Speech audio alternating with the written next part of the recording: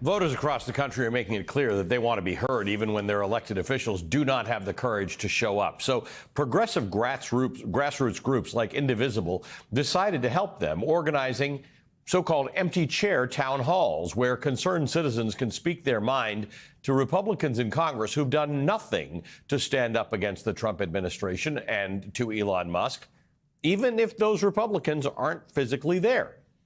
Indivisible says that Republican Senator Susan Collins, who represents the blue state of Maine, is up for re-election in 2026 and hasn't had a town hall for Maine voters in over 20 years. Here's what one voter asked Senator Collins' empty chair last night. My question for you is very similar to so many people have asked you tonight. Where have you been? When Elon Musk gave his Nazi salute on stage and was celebrated by your party, where were you? Where were you to stand up to say that white supremacy has no place in this country? Where the hell were you? In upstate New York, voters confronted Congresswoman Elise Stefanik's empty chair, even though Stefanik won't be in Congress much longer since she's been tapped to be Trump's ambassador to the United Nations. In Florida's 7th congressional district, last night, 150 people showed up to yell at Republican Representative Corey Mills' empty chair. In North Carolina's 9th congressional district last night, Republican Representative Richard Hudson's empty chair got an earful about Musk's attack on veterans.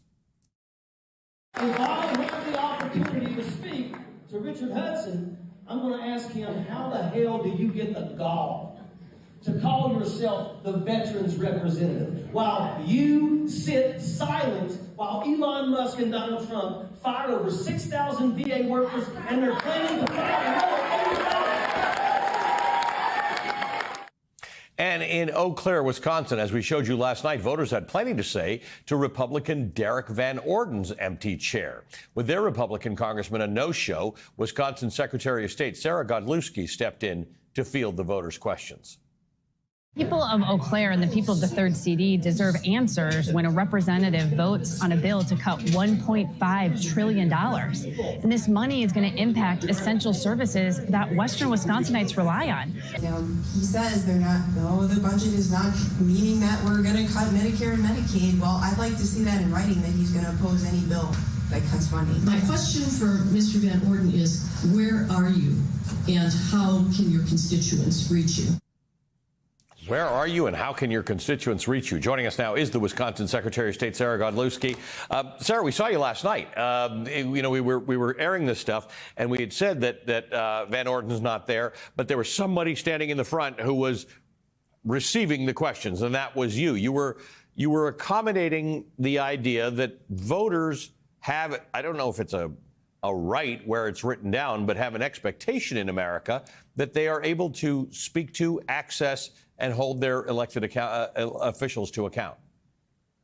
No, that's exactly right, Ali, and thanks so much for having me. I mean, I've now done 2 town halls this week in my hometown district in Western Wisconsin, and people are showing up because they believe in fairness and they also believe in accountability. They are seeing how Elon Musk, this unelected billionaire, is making cuts to vital programs that they rely on, while at the same time he's using the White House front lawn like it's some sort of Tesla showroom. And Wisconsinites are like, where's the accountability? Well, the accountability is with Derek Van Orden, who is their congressional representative, but he's nowhere to be found. He refuses to hold any in-person town hall meetings, and he's treating his important job more like he's part of the witness protection program instead of actually meeting with constituents who want to talk to him, and they deserve better. And to be clear, because a number of Republicans are saying we're not going there because there are George Soros paid for activists who are running these things. We have watched these across the country. These are voters, these are veterans, these are people who live in rural America. In some cases like yours, the elected Secretary of State in the front of the room. This is not This is not a George Soros-funded initiative. This is voters who would like answers about their veterans benefits and their Social Security and their Medicaid. And by the way, why Elon Musk is so influential in this government. Well, that's exactly right. I showed up in my home district because I believe Western Wisconsinites deserve an elected official that's going to listen to them and is going to show up. And Western Wisconsinites were having these questions about Elon Musk's intent.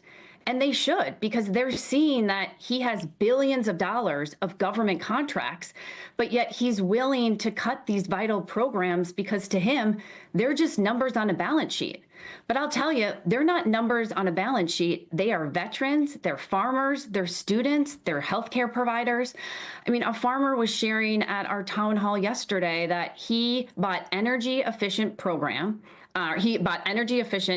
equipment because he was told that the government, there's a REAP program that will reimburse him for that.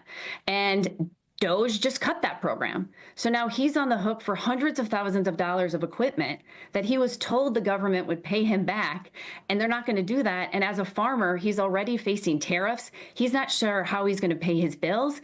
And farmers are critical to our lifeline across the country, putting food on our tables. And some billionaire is dictating who's going to get money and who's not.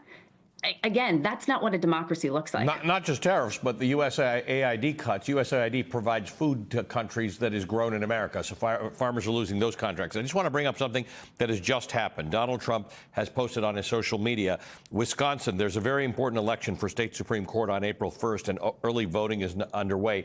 He then goes on to endorse Brad Schimmel, who's running against what he calls the radical left liberal Susan Crawford.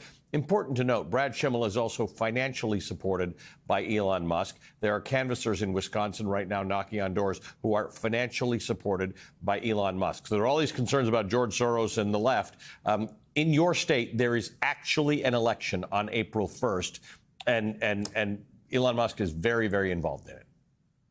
Well, there's not only an election on April 1st, I would say it's the most important election across the country because this will determine our Supreme Court, which is why Elon Musk is trying to buy it. He has already put over $13.5 million into this campaign because he knows Brad Schimmel, the conservative, can be bought.